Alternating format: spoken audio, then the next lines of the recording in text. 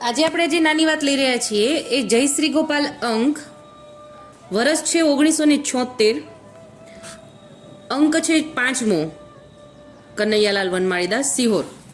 એમાં પાના નંબર 14 અને 15 ઉપર એક વાર્તા છે, સાચો બની ગયેલો પ્રસંગ અહીંયા છાપેલો છે, એ આપણે આજે વાંચીએ છીએ. એક ગામમાં એક વૈષ્ણવ શેઠ રહેતા. એક સમય તે શેઠ પોતાની સ્ત્રીને સાથે તેડીને યમુના પાન કરવા વ્રજમાં ગોકુળમાં આવ્યા. ત્યાં જઈને 84 ક્રોશ વ્રજના દર્શન કર્યા, શ્રી યમુનાજીના દર્શન કર્યા અને પેપાન કર્યા.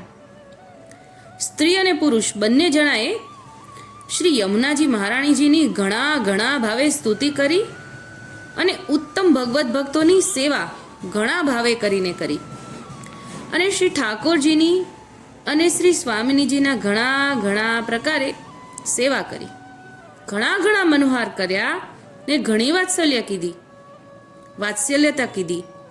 હે મહારાણીજી, હે શ્રી યમુનાજીના જીવ નિસ્તાર કરનારા તો આપ જ છો. તમો તો અધમને ઓધારવા વાળા છો. તમો તો અષ્ટપટરાણીના અઢિસ્થાતા છો. તમારા એક બુંદના પાનથી જીવને યમયાતનાનો ભય મટે છે. આમ ઘણા પ્રકારે યમુનાજીની સ્તુતિ કરીને યમુના પાન કર્યા. તે યમુના પાન શ્રી મહારાણીજીની કૃપાએ તે બાઈને ફળ્યા. તે શેઠ અને સ્ત્રીને કાંઈ સંતાન હતું નહીં. પછી શેઠને ગર્ભ રહ્યો. તે શેઠ અને શેઠાણીના દર્શન કરવાથી એ લોકો હવે ગામડે જ જાય છે. અને પછીની વાત હવે અહીંયા આવે છે કે એ શેઠ શેઠાણીને સંતાન સુખ મળ્યું અને એમના દર્શન કરવાથી પડોશીને પણ સંતાન નહોતું, એમને પણ સંતાન આવ્યું. હવે ઘણા સમય પછી બંનેને સંતાન છે, સાથે મોટું થાય છે. બાળક મોટું થયું એમ કરતા બાળકને મહાપ્રસાદ પણ લેવરાવે છે. બંને બાળકો મોટા થાય છે. હવે એ બાળકનું નામ લાલદાસ રાખ્યું છે. દહાડે બાળક મોટું થતું ગયું અને મહાપ્રસાદ લેતું ગયું. હવે અહીંયા આપણને એ ભાવ જણાવે છે કે એની અંદર અલૌકિકતા કેટલી બધી છે એ આપણને આ વાર્તામાં જાણવા મળવાનું છે. કેમ કે એ જ્યારે બાળક જન્મ્યું નથી એ પહેલેથી જ એના ગર્ભના સંસ્કાર અલૌકિકતાના છે. જન્મ્યા પછી પણ એ મહાપ્રસાદ લઈ રહ્યું છે. અને હવે એક સમય આવ્યો, બાળકને ચાલવાનું થયું. અહીંયા એવું આવ્યું છે કે કેટલાક દહાડે તે બાળકનું આયુષ આવ્યું, એટલે કે ચાલવાનું થયું. ત્યારે ધર્મરાજાએ યમરાજને આજ્ઞા કરી જે તમે જાઓ અને તે લાલદાસને અહીં લઈ આવો. ત્યારે યમરાજ બોલ્યા જે સારું, લઈ આવીએ. એમ કહીને યમરાજ તે લાલદાસના જીવને લેવાને આવ્યા. ત્યાં આવીને યમરાજ લાલદાસના જીવ ઢુકડા આવ્યા. એટલે કે હવે યમરાજા લેવા આવે છે લાલદાસના જીવને. કોને આપવા માટે? તો કે ધર્મરાજને આપવા માટે. ધર્મરાજે યમરાજને આજ્ઞા કરી છે કે તમે લઈ આવો. એટલે ખાલી લઈને મૂકવા માટે યમરાજે જીવની પાસે આવ્યા છે. તો જીવ આગળ એક કૌતુક જોયું. કોણે? યમરાજાએ.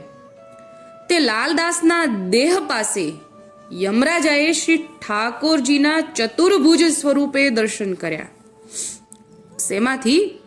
આ જીવમાંથી, દેહમાંથી. દેહ પાસે આવે છે, જીવ લેવા આવે છે યમરાજા. એમની અંદરથી ઠાકોરજીના ચતુર્ભુજ સ્વરૂપે દર્શન થાય છે. ત્યારે યમરાજ તથા તેના દૂતો ઘણા જ પ્રસન્ન થયા અને પ્રસન્ન મુખે ધર્મરાજ પાસે જાય છે. હવે બધા ધર્મરાજ પાસે જાય છે. ત્યારે ધર્મરાજ યમરાજને કહેવા લાગ્યા કે તમે આટલા બધા પ્રસન્ન થઈને પાછા કેમ આવ્યા? ત્યારે યમરાજ બોલ્યા જે તમોએ અમને મોકલ્યા હતા ત્યાં અમે સાક્ષાત શ્રી ઠાકોરજીના દર્શન કર્યા છે. જે ધન્ય ભાગ્ય અમારા કે ઠાકોરજીએ અમને સાક્ષાત દર્શન દીધા. ત્યારે ધર્મરાજ બોલ્યા જે વાત અમને વિગતે સમજાવો. ત્યારે યમરાજ હવે વાત એ વિગતવાર સમજાવે છે કે આ વાત તો ઘણી અલૌકિક છે ધર્મરાજ. એ વાત કાંઈ બીજે કહેવાય એવી નથી, પણ જ્યારે તમો અમને પૂછો છો ત્યારે અમે કહીએ છીએ. તો સાંભળો. તમોએ અમને મોકલ્યા હતા તે ઠેકાણે અમે ગયા, પણ ત્યાં તે જીવને અમે દીઠો નહીં. એ જીવને અમે દીઠો નહીં, પણ અમને ત્યાં ઠાકોરજી દીઠા. ઠાકોરજી સાક્ષાત સ્વરૂપે બિરાજે છે એવા દર્શન થયા. ત્યારે ધર્મરાજ બોલ્યા, છે તમારું તો મોટું ભાગ્ય ગણાય, તમે મોટા ભાગ્યના ધણી છો, તમારા ભાગ્યનો પાર નહીં. એમ ધર્મરાજાએ દૂતોને કહ્યું. ત્યારે યમરાજા બોલ્યા, એની કાંઈ વિગત તે તો ખરું જ્ઞાન દ્રષ્ટે જુએ. ત્યારે ધર્મરાજે જ્ઞાન દ્રષ્ટે જોયું, જોઈને કહ્યું, જે કાંઈ યમના પાન કીધા, એટલે કે આની વિગતવાર સમજાવો કે આને આગળથી અમને ઠાકોરજીના દર્શન થયા છે, તો આની વિગત સમજાવો કે કેમ આ જીવ કયો હતો. એટલે ધર્મરાજે જોયું અને જોઈને કહ્યું કે કોઈ યમના પાન કીધા વિના અને યમના જલ લીધા વિના ચતુર્ભુજના દર્શન થાય નહીં. અમને તો કંઈક કાલાંતર થયા છે, છતાં હજુ સુધી અમને યમનાજીનું દર્શન તો થતું જ નથી. એમ રાજા ધર્મરાજાએ યમરાજાને કીધું. આવો પ્રતાપ યમુનાજીનો છે.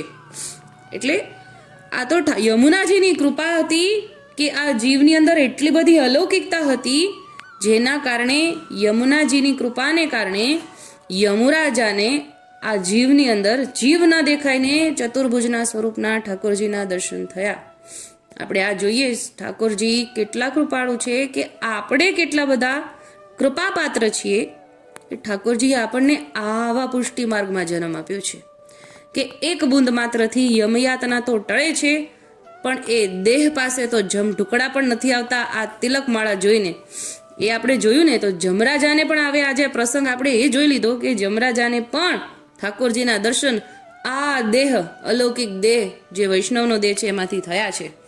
આ પ્રસંગ ફરીવાર આપણે પાનું જોઈ લઈએ. પાના નંબર 14, 1986 નો અંક છે 74. હા, 1976, અંક 5મો, વર્ષ 6, જય શ્રી ગોપાલ, કાર્યાલય કનૈયાલાલ વનમાળીદાસ. આ સાચો બની ગયેલો પ્રસંગ છે મારા વાલા, ખૂબ સુંદર. જય હો મારા વાલા, બોલ શ્રી ગોપાલ લાલ કી જય. આટલું જ, મહારાણી કી જય. અત્યારે